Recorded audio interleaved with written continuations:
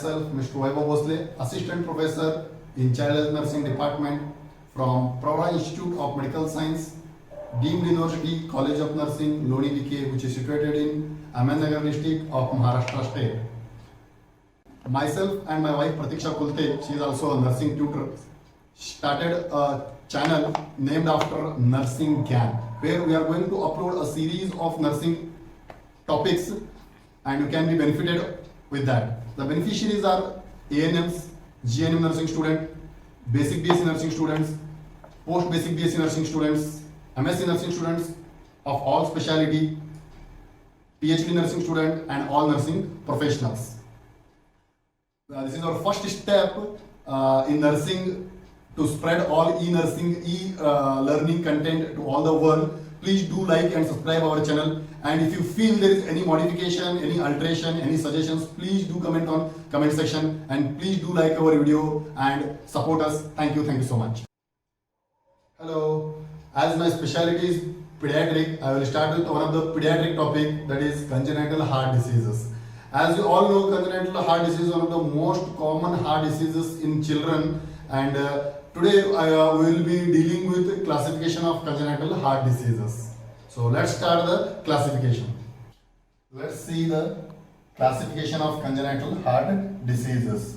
As we have seen here, with the red mark I have shown that is acyanotic condition, and with blue mark whatever I have shown, that is cyanotic condition. Red itself indicates that baby has adequate blood, but still the hemodynamics, there may be changes in the hemodynamics, and blue color cyanotic, that indicates that that there is a deficiency in the blood. So among acyanotic, again it is divided into two types, that is increased pulmonary blood flow, and second one is obstruction to blood flow from ventricle. Among increased pulmonary blood flow, at the end of the hemodynamics there is increased pressure in the lungs. So that's what these conditions, what we can see here, 4 conditions will come under increased pulmonary blood flow. Among that, the first one is, this is atrial septal defect, that is also called as ASD, that is atrial septal defect. Second one is VSD, this is called as a ventricular septal defect.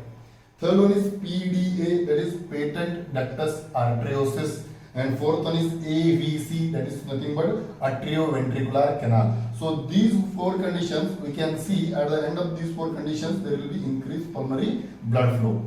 Second one, in a cyanotic condition, is obstruction to blood flow from ventricle. Here always you can see there is an obstruction to blood flow from ventricle part. So first one is a coarctation of aorta.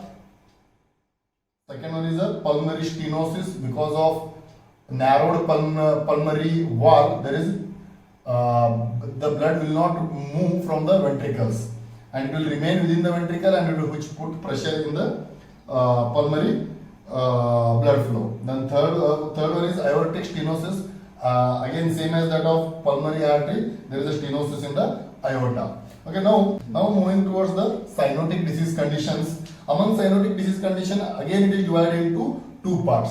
The first one is decreased pulmonary blood flow, and second one is mixed blood flow. In decreased pulmonary blood flow, you can see at the end of this particular hemodynamics, there will be less amount of blood flow to the pulmonary part or lungs part. So first among that is tetralogy of Fallot.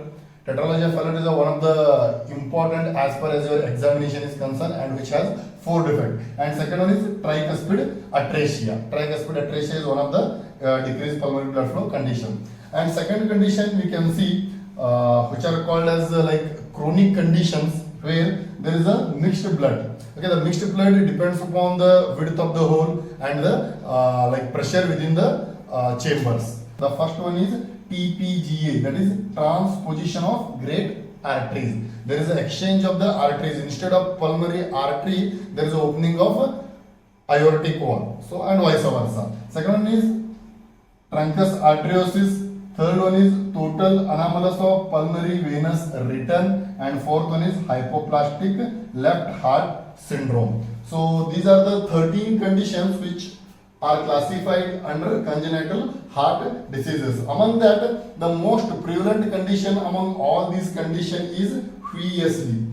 PHD is the most occurring congenital heart disease among these all conditions, and TOF is the most important as far as examination is concerned. And they may ask you MCQ related to it, they may ask you short answer related to it, and they may ask you a give reason question related to it. Apart from these acyanotic and cyanotic heart conditions, there are two more conditions which we can see which are not classified under this congenital heart diseases. Those are, one is dextrocardia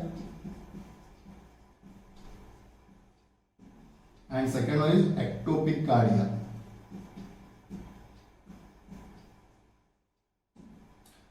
Okay. First, coming to the dextrocardia. Dextrocardia is the one, instead of left side location, the heart is situated at the right side.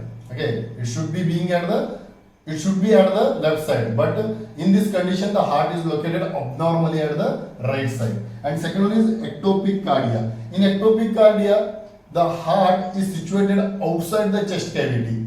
So that is one of the chronic congenital heart disease that we can see in congenital heart diseases. So this is all about classification of congenital heart disease.